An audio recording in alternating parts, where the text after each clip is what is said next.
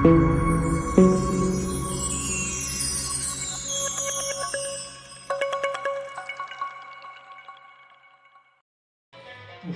श्री राम। वचनामृत की आज की कड़ी में हम प्रभु श्री राम के गुणों का वर्णन करेंगे। भगवान राम की कथा का पाठ या श्रवण करने से हमारा जीवन सुंदर होता है।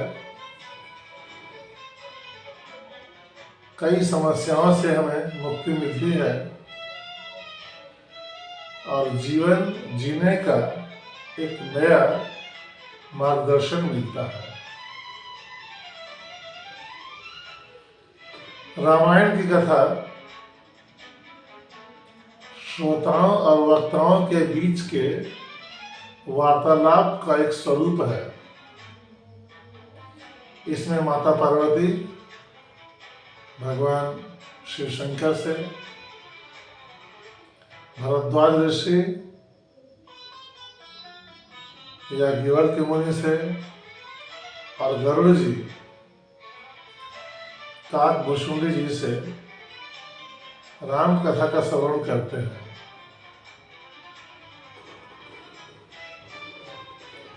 हरि अनंत हरि कथा अनंता, कहाँ है सुनहि बहुविधि सब समता। गरुड़ जी अपनी अज्ञानता दूर करने के लिए याज्ञवल्क्य मुनि से, गरुड़ जी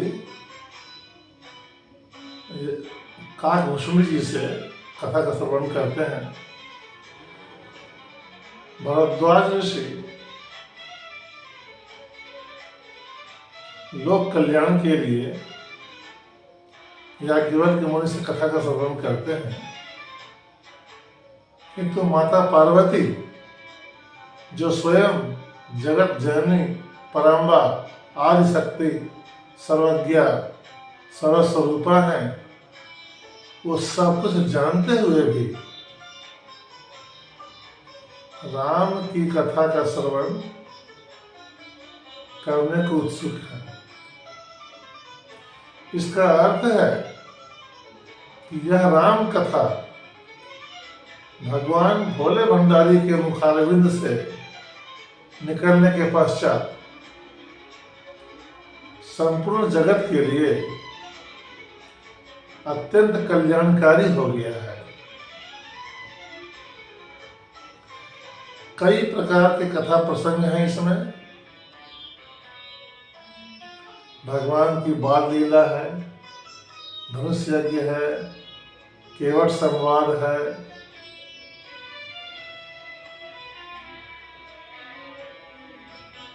कुछ प्रसंग ऐसे हैं जो हमें नैतिकता और चरित्रता का पाठ भी पढ़ाते हैं। उसी में एक कथा आती है इंद्र के पुत्र जयंत की,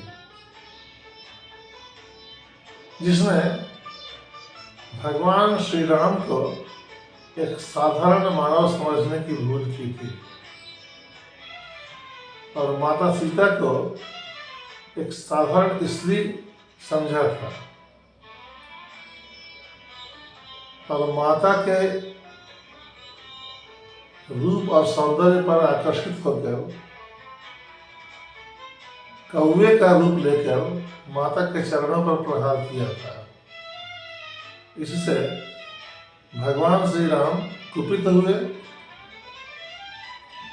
उन्होंने बाण का संधान किया और उससे बचने के लिए काक रूपी जयंत तीनों लोकों में घूमता रहा, किंतु किसी ने उसे शरण नहीं दिया, उसकी रक्षा नहीं की। अंत में वह भगवान श्री राम का एक शरणागत हो गया। मर्यादा पुरुषोत्तम श्री राम पूर्ण ब्रह्म परमेश्वर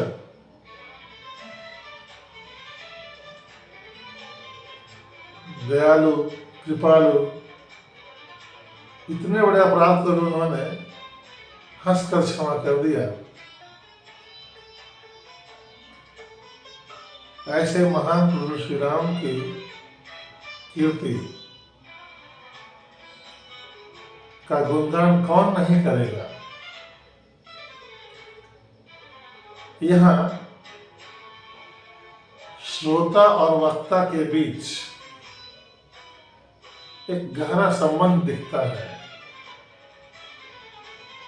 गरुड़ जी हो या भरद्वाज ऋषि हो अथवा माता पार्वती हो, सभी भगवान के चरित्र से अनजान नहीं है, किंतु राम नाम के गुणानुवाद का रस और आनंद इस कथा की निर्मलता को सभी के हृदय में स्थापित करता है। हमें प्रतिदिन भगवान श्री राम की कथा सुननी चाहिए, पढ़नी चाहिए। घर में पुस्तक रखे, एक छोटा सा अंश ही सही प्रतिदिन पढ़ें, आपकी सारी समस्याओं का समाधान उसमें मिल जाएगा।